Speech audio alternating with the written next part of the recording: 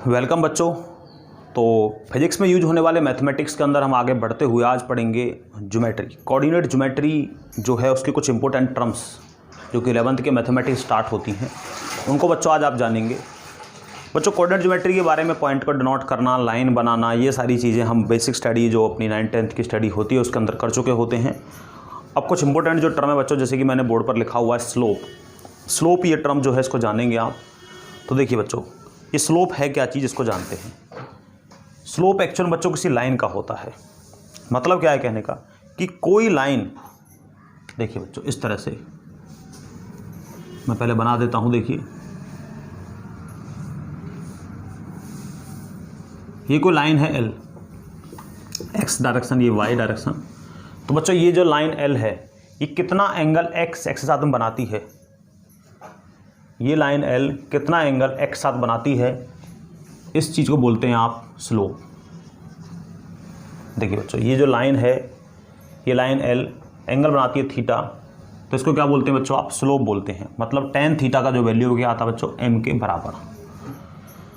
तो बच्चों ये तो हुआ सिंपल बिल्कुल कि आपको क्या होगा कि एक लाइन गिवन होगी और उस लाइन का x के साथ में एंटी क्लॉकवाइज डायरेक्शन के अंदर एंगल गिवन होगा, तो आप स्लोप निकाल पाएंगे कि ये लाइन, मतलब जो ये लाइन है, लाइन में जो एक्सेज हैं, कौन से एक्सेज, y एक्सेज, वो विद रिस्पेक्ट टू x इतना चेंज है। तो बच्चों इस तरह से होगा ये। जैसे मान लीजिए फॉर एग्जांपल आपको मिला कि थीटा बराबर आपको गिवन है 45 डिग्री, तो आप बोल सकते हैं m is equal to tan 45 degree that is equal to 1/1 बोल सकते हैं बच्चों। आप ऐसे बोल सकते हैं। आप कैसे कि जो जितना, मतलब अगर x का वैल्यू 1 दे दिया आपने तो y का भी 1 ही है, जितना चेंज x के अंदर आ रहा है उतना ही चेंज y के अंदर आ रहा है बच्चों, इसके अकॉर्डिंग। तो इस बात की स्टडी होती है बच्चों। स्लोप क्या है बेसिकली मैं आपको बता दूं। अब थोड़ा देखिए स्लोप क्या है, change in y with respect to x के अनुसार बच्चों y में चेंज आना स्लोप कहलाता है। अब ये तो हुआ कि जब आपको थीटा गिवन हो, एंगल गिवन हो। अब बच्चों मान लीजिए एंगल गिवन ना हो करके आपको लाइन के 2 पॉइंट आपको गिवन हो। जैसे मान लीजिए मैंने 2 पॉइंट ये मान लिए कि 2 पॉइंट आपको गिवन है बच्चों। 2 पॉइंट मान लीजिए, एक x1 है, एक है y1 और दूसरा क्या है x2 और ये y2। इस तरह बच्चों ये गिवन है और मान लीजिए मैंने ये बना दिया इस तरह से। तो ये एंगल आपको पता है थीटा ही होगा करस्पॉन्डिंग होने के कारण। यहाँ से यहाँ तक ये लेंथ हमारे पास x1 और बच्चों ये लेंथ हमारे पास क्या है x2। इसी तरह से ये लेंथ हमारे पास क्या है बच्चों y2 और ये लेंथ है बच्चों अब हमारे पास कितनी, y1, ये वाली। तो देखिए ये वाला जो गैप बच्चों ये कितना हो जाएगा, y2 माइनस y1, और ये वाला गैप कितना आएगा बच्चों हमारे पास x2 माइनस x1। अब देखिए अगर आपको tan निकालना हो तो tan ऑफ एंगल थीटा कितना आ जाएगा बच्चों हमारे पास, ABC। देखिए AC अपॉन में BC, ये आ गया बच्चों, मतलब y2 माइनस y1 और x2 माइनस x1। तो बच्चों इस तरह से आप इस लाइन का जो स्लोप निकाल सकते हैं, मतलब आप चेंज निकाल सकते हैं y axis with respect to x। इस तरह आप इसको लिख सकते हैं m is equal to tan of angle theta that is equal to y2 minus y1 और x2 माइनस x1। तो बच्चों यहाँ पर m जो है एक सिंबल होता है जिससे हम स्लोप को रिप्रेजेंट करते हैं। जहाँ पर m लिखा होता है उसका मीनिंग होता है बच्चों स्लोप। m क्या है, सिंबल जो रिप्रेजेंट करता है स्लोप को। तो बच्चों इस प्रकार से जब आपको 2 पॉइंट गिवन है तो आप स्लोप निकाल सकते हैं। जैसे कि मैं आपके लिए एग्जांपल ये कहता हूँ कि find the slope of line, find the slope of line if points -3, 2 and 2, 5 are given. अगर बच्चों ये गिवन है तो आपको ये निकालना है। तो देखिए बच्चों किस तरह निकाल सकते हैं आप लिखेंगे m is equal to, slope कितना आ जाएगा 5 माइनस 2 माइनस माइनस प्लस हो गया, यहाँ पर आया 3 और यहाँ पर 5। तो बच्चों इस तरह से, तो कहने मतलब क्या है कि जब x एक्सिस 5 यूनिट चेंज होता है बच्चों तो y एक्सिस 3 यूनिट चेंज होता है। इसका मीनिंग ये होता है। तो m हमने निकाल लिया, स्लोप इस तरह आप निकाल सकते हैं बच्चों। इन केस मान लीजिए आपको क्या हो, आपको क्या गिवन हो, अगर मान लीजिए आपको गिवन हो कि आपको 2 पॉइंट गिवन हो बच्चों, आपको 2 पॉइंट गिवन हो और आपसे पूछ लिया जाए कि लाइन की इक्वेशन क्या बनेगी बच्चों। इक्वेशन जो होती है लाइन की लाइन की इक्वेशन आपने देखी है अपनी 10th क्लास स्टडी के अंदर, a1x plus b1y plus c1 is equal to 0। इस तरह की जो इक्वेशन होती है वो किस प्रकार से बनेगी बच्चों? देखिए, अगर आपको 2 पॉइंट गिवन है, find the equation of line if -3, 2 and 2, 5 are given. देखिए बच्चों क्या बन जाएगी, देखिए हमारे पास इस तरह से आप देख सकते हैं। तो ये आपको गिवन है बच्चों, देखिए 2 पॉइंट आपको गिवन है, मान लीजिए 2 पॉइंट हमारे पास ये है बच्चों और ये है, और बच्चों 1 पॉइंट आप खुद से मान लीजिए x, y, जिसके रेस्पेक्ट में आपको जो लाइन बनानी है। तो देखिए बच्चों ये a b c। अब देखिए बच्चों, अब जितना एंगल आप देख सकते हैं यहाँ पर बनेगा उतना ही एंगल यहाँ पर भी बनेगा, आप देख सकते हैं करस्पॉन्डिंग होने के कारण। तो स्लोप जो है बच्चों, स्लोप ऑफ, अगर बात करें आप स्लोप ऑफ ए बी की, वो बराबर किसके है? Slope of B C. तो बच्चों आप ए बी का स्लोप निकालेंगे पहले, देखिए तो कितना आ जाएगा 2 - y और -3 - x इज इक्वल टू, इसका निकालिए 5 - 2 डिवाइड में 2 - +3 हो गया। देखिए कितना आ गया हमारे पास, 2 - y आ गया और -3 - x आ गया, 3/3 + 2 5। तो अब क्या करेंगे बच्चों, देखिए इसको आप क्रॉस मल्टीप्लाई कर दीजिए, 5 × 2 = 10, 5y इज इक्वल टू यहाँ पर 3 × 3 = 9 - 3x। और अब आप x को इधर ले आइए, कितना हो जाएगा 3x - 5y, और 9 को भी इधर ले आइए आप, तो कितना हो जाएगा बच्चों 19 इज इक्वल टू 0। देखिए ये लाइन हमारे पास बन करके तैयार हो गई। तो बच्चों इस तरह से देखिए ये स्लोप, बेसिकली जो स्लोप जो नाम है, हमें स्लोप से मीनिंग ज़्यादा होता है, लाइन की आपको कम ही ज़रूरत पड़ेगी, तो स्लोप का मीनिंग ज़्यादा ज़रूरी होता है जानना। तो बच्चों स्लोप जो है बेसिकली क्या है, change in Y axis with respect to X axis, change in Y axis with respect to X axis, that is called slope. और थीटा क्या है बच्चों, theta is the angle, theta is the angle किसके द्वारा, line के द्वारा, make by line in the किसमें, in the anti clockwise direction. देखिए ये थीटा क्या है, anti clockwise direction of X axis, इस तरह बच्चों ये बनाया गया है। तो चलो ये अंडरस्टैंड वाली चीज़ें हैं केवल, देखिए इस तरह से आप जो है स्लोप को निकाल सकते हैं। अब मैं आगे बढ़ता हूँ, देखिए इस पर एक और फॉर्म पढ़ते हैं, इसको बोलते हैं स्लोप इंटरसेप्ट फॉर्म। एक और फॉर्म पढ़ते हैं, देखिए बच्चों स्लोप इंटरसेप्ट फॉर्म के नाम से जैसे जाना जाता है। ये स्लोप इंटरसेप्ट फॉर्म भी काफ़ी इंपॉर्टेंट फॉर्म होती है। देखिए slope intercept form, slope intercept form. तो बच्चों इसमें जो इक्वेशन गिवन होता है, देखिए वो कैसे लिखा जाता है, y is equal to mx plus c। ये बच्चों लाइन की एक फॉर्म है। देखिए यहाँ पर बच्चों m क्या है, स्लोप ऑफ लाइन, और c क्या है बच्चों, इंटरसेप्ट ऑफ y एक्सिस। तो बच्चों इस तरह का रिप्रेजेंटेशन होता है इसका, देखिए ध्यान से इस प्रकार से, ये यहाँ पर y का इंटरसेप्ट हो गया c, और बच्चों देखिए हमारे पास ये जो एंगल है थीटा, ये थीटा हो गया हमारे पास, इस प्रकार से ऐसे बना होता है बच्चों ये। तो ये से बोलते हैं आप, ये जो लाइन है ये स्लोप इंटरसेप्ट फॉर्म वाली लाइन है। तो y is equal to mx plus c, इस प्रकार से आपको गिवन होती है। अब बच्चों आपसे पूछा जाए इसी तरह से, अगर मान लीजिए कि आपको 2 पॉइंट गिवन है, 2 पॉइंट गिवन है आपको, और आपको निकालना पड़ जाए लाइन का इक्वेशन, तो किस तरह से आप निकाल पाएंगे? देखिए बच्चों किस तरह से आप निकाल पाएंगे, अगर आपको 2 पॉइंट गिवन है, मान लीजिए एक पॉइंट P1 है, एक पॉइंट P2 है, ये 2 पॉइंट आपको गिवन है बच्चों। तो P1 पर हमारे पास कोऑर्डिनेट हैं 2, 7, और P2 पर क्या है बच्चों हमारे पास 6, 15। तो आपको क्या निकालना है, इक्वेशन निकालनी है लाइन की। अभी मैंने थोड़ी देर पहले आपको करवाया, देखिए 2 पॉइंट से हमने आसानी से निकाल ली, बट इस फॉर्म से निकाल के देखते हैं। देखिए अब किस तरह निकालेंगे आप, सबसे पहले स्लोप निकालिए। देखिए बच्चों इसका स्लोप जो निकालेंगे आप, दोनों बिल्कुल सेम, इसे एक ही लाइन पर हैं, तो कितना आ जाएगा 15 - 7 और 6 - 2, ये हो गया 8 और ये हो गया 4, बच्चों 2 आ गया। स्लोप का वैल्यू 2 आ गया बच्चों, देखिए स्लोप का वैल्यू 2 आ गया। देखिए यहाँ पर रख देंगे इसको, कितना आ जाएगा y is equal to 2x plus c। अब आपको c और निकालना है बच्चों। तो देखिए y और x को आपको गिवन है, कोई सा भी यूज करिए, इसको या इसको। तो y कितना है 7, देखिए यहाँ से, और x कितना है बच्चों 2 plus c is equal to हो गया 7 - 4 इज इक्वल टू 3। बच्चों आप 6,15 भी यूज कर सकते हैं, तब भी वही आना है 3। तो अब देखिए हमारे पास इक्वेशन क्या बन गई, y is equal to mx, m का वैल्यू कितना आ गया बच्चों 2 आ गया, प्लस c कितना आ गया 3। तो ये हुई हमारे पास स्लोप इंटरसेप्ट फॉर्म, आप देख सकते हैं इस तरह से। तो बच्चों इस तरह इजीली जो है आप जो है किसी भी लाइन का स्लोप निकाल सकते हैं, अगर 2 पॉइंट आपको गिवन है। बच्चों आप जो है इंटरसेप्ट फॉर्म बना सकते हैं इस तरह की। तो ये जो ज़रूरी चीज़ें हैं वो मैंने आपको बता दी हैं बच्चों। और देखिए आगे बढ़ते हैं और कुछ ग्राफ जानते हैं जो एक बहुत अच्छा इंपॉर्टेंट ग्राफ होता है जिसे बोलते हैं पैराबोलिक, काफ़ी यूजफुल होता है आपकी स्टडी के अंदर। तो इसको जानते हैं। देखिए आपने क्वाड्रेटिक इक्वेशन देखी है अच्छी तरह से, तो क्वाड्रेटिक इक्वेशन के अंदर देखिए ध्यान से क्या होता है। क्वाड्रेटिक इक्वेशन जो होती है y is equal to A x square plus B X plus C. देखिए बच्चों इसका जो ग्राफ होता है, आपने इसके ग्राफ की स्टडी करी है अपनी 10th क्लास की स्टडी के अंदर। तो जो y is equal to A x square plus B X plus C के लिए हम ग्राफ बनाते हैं, तो बच्चों ये ग्राफ कई तरह से बनता है। देखिए एक तो इस तरह से बनता है ये ग्राफ, और बच्चों ये ग्राफ थोड़ा इस तरह से बन जाता है अगर आप देखेंगे तो, और आप देख सकते हैं ये बच्चों इस तरह से बन जाता है।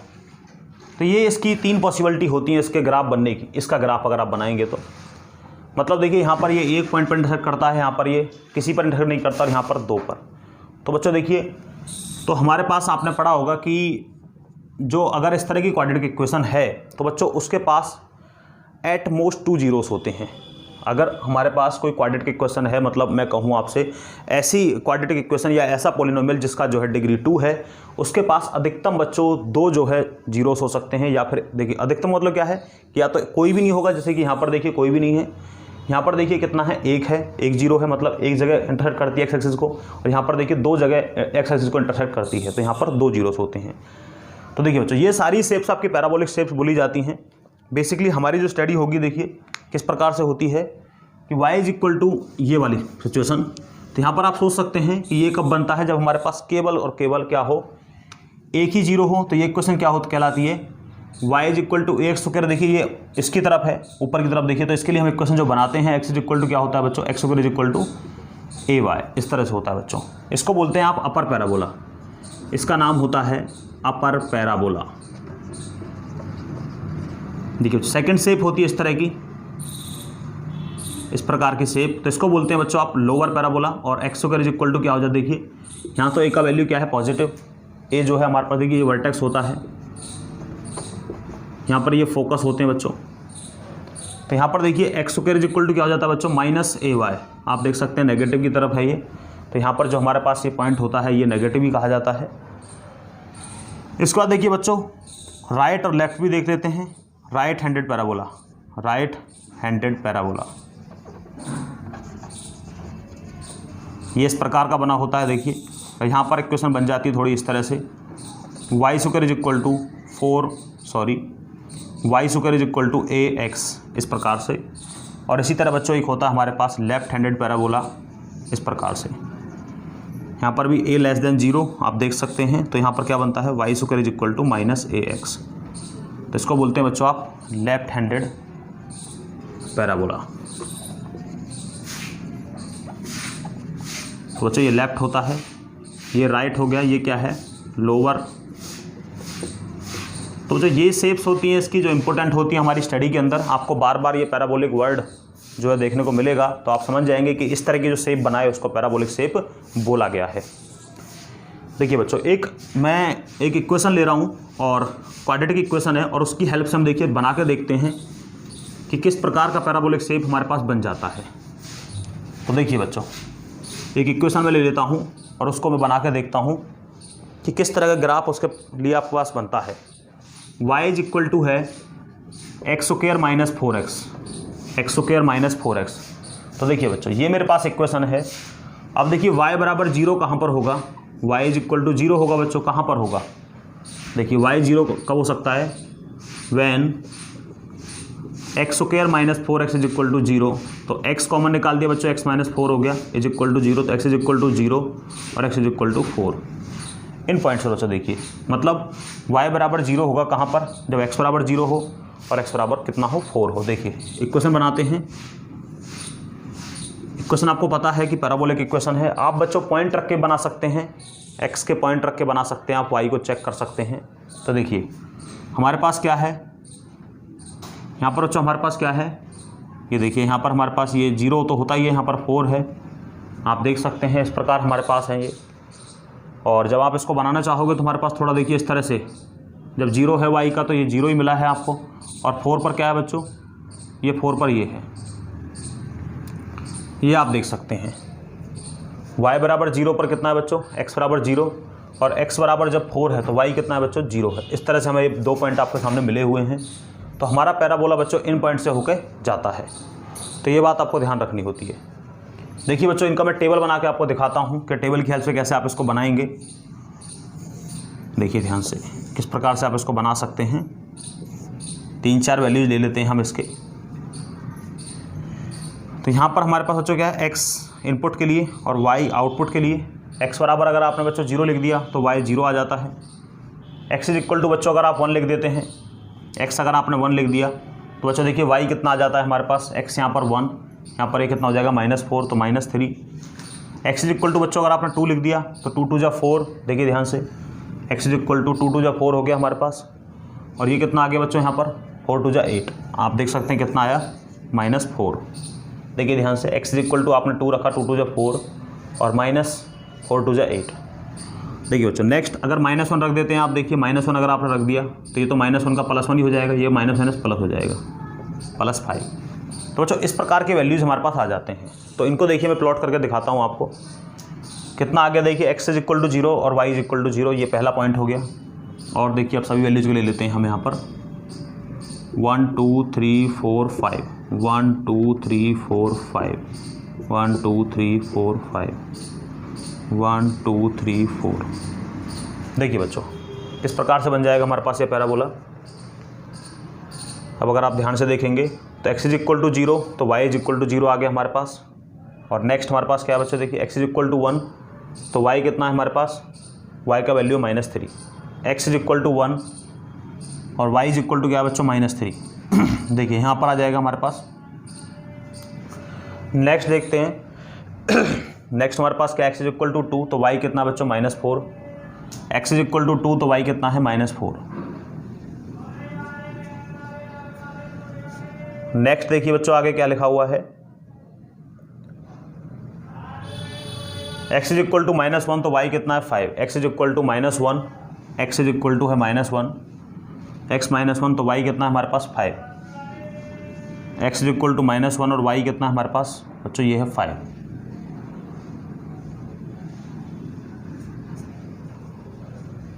तो देखिए बच्चों इस प्रकार का आपको दिख रहा होगा ये डायग्राम थोड़ा सा। तो यहाँ पर अगर आप इन पॉइंट्स को ज्वाइन करेंगे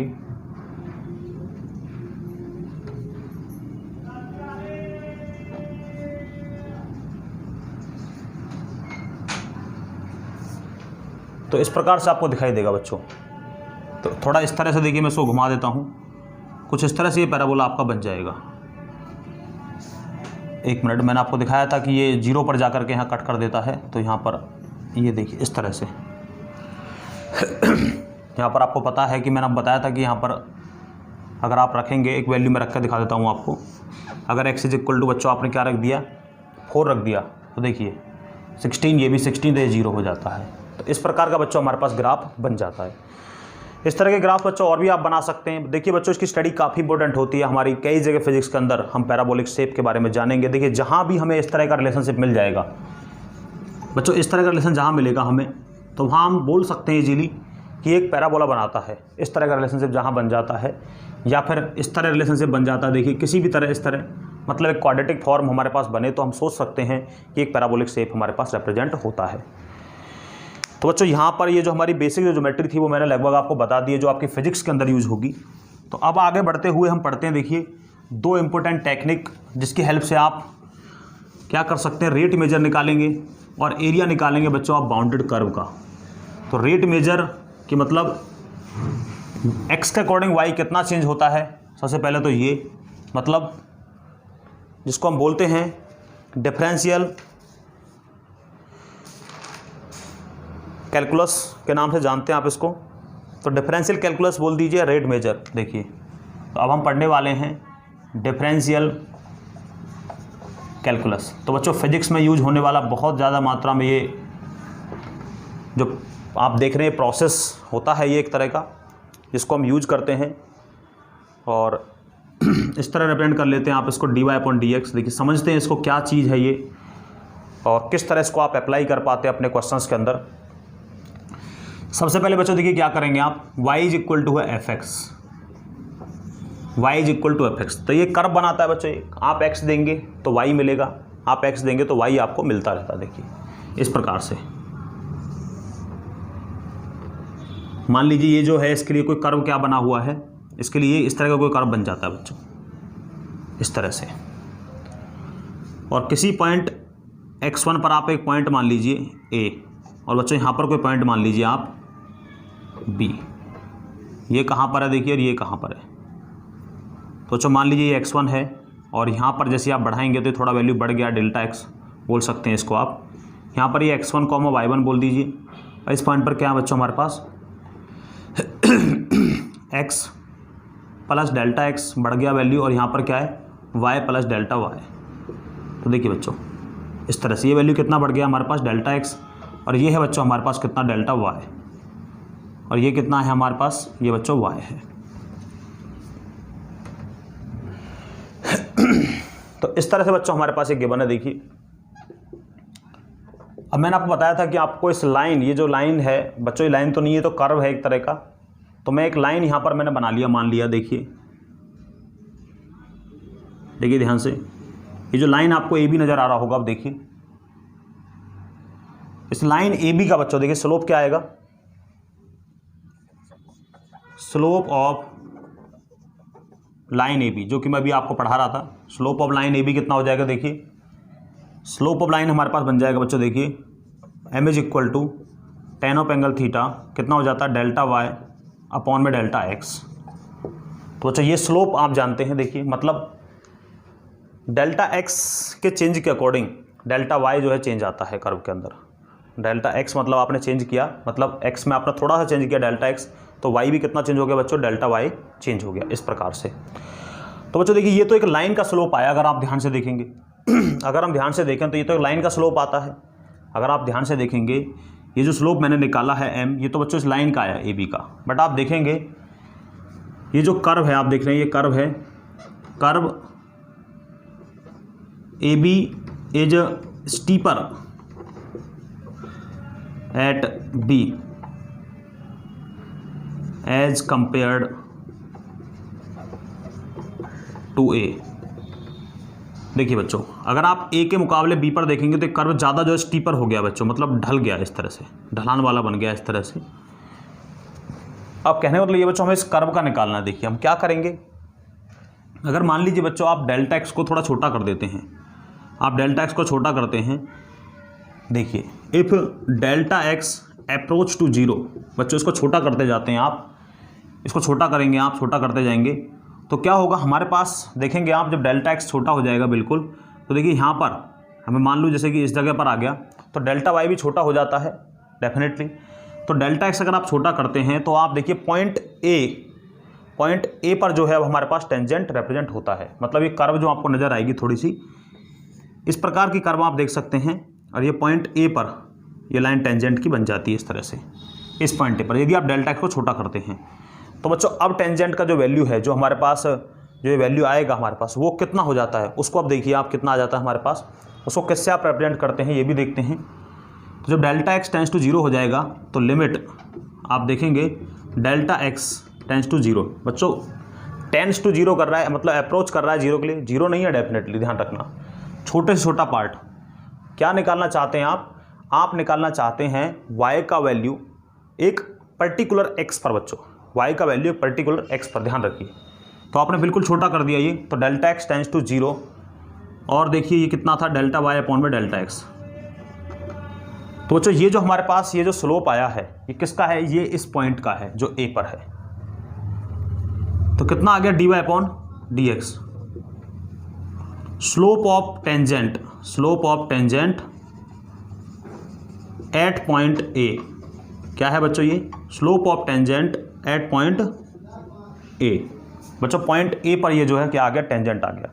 तो इस तरह बच्चों आप छोटे छोटे इसके पार्ट अगर बनाएंगे, इस छोटे छोटे पार्ट अगर आप इसके बनाएंगे तो क्या होगा, वो बिल्कुल आपको कैसे नजर आएंगे, लाइक दिस। जिस तरह आपका स्ट्रेट कर्व है इस तरह से, अगर छोटे छोटा पार्ट अगर आप लेते हैं इसका, तो इस प्रकार से आप देखिए बिल्कुल एक पॉइंट, मतलब डेल्टा एक्स को बिल्कुल मिनिमम करके हम जो है क्या निकाल सकते हैं बच्चों, चेंज निकाल सकते हैं वाई का विद रिस्पेक्ट टू एक्स। तो इसको बोलते हैं d Y upon D x.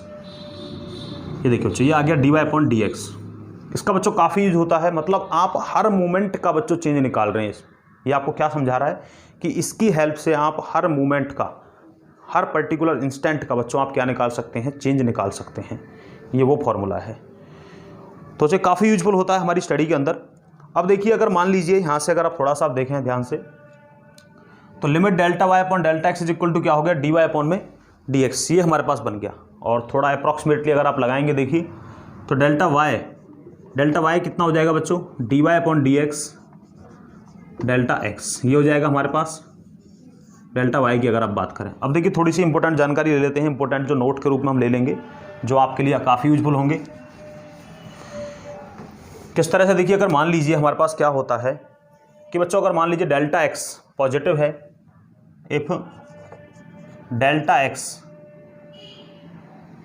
X मैं कहता हूं कि पॉजिटिव है और डेल्टा वाई भी बच्चों क्या है, पॉजिटिव है, या फिर आप बोल दीजिए कि डेल्टा एक्स इंक्रीज एंड, या इस तरह बोल दीजिए, if y increase when x increase। देखिए बच्चों क्या है कि जब x इंक्रीज करता है तो बच्चों y भी इंक्रीज करता है। जब x इंक्रीज करता है बच्चों, देखिए जैसे आप इस कर्व को देख रहे थे, यहाँ पर आपने देखा कि जब x बढ़ रहा था तो बच्चों y भी बढ़ता जा रहा था। एक कर्व देखिए ध्यान से, जब x को आप बढ़ा रहे हैं तो y भी, ये जो कर्व ऊपर की तरफ देखिए बिल्कुल स्ट्रेट सीधा होता जा रहा है, तो y भी बढ़ रहा है। इसके मतलब क्या है कि जो d Y upon D x बच्चों वो क्या होगा, इज पॉजिटिव। ये इंपॉर्टेंट नोट है बच्चों, देखिए ध्यान से।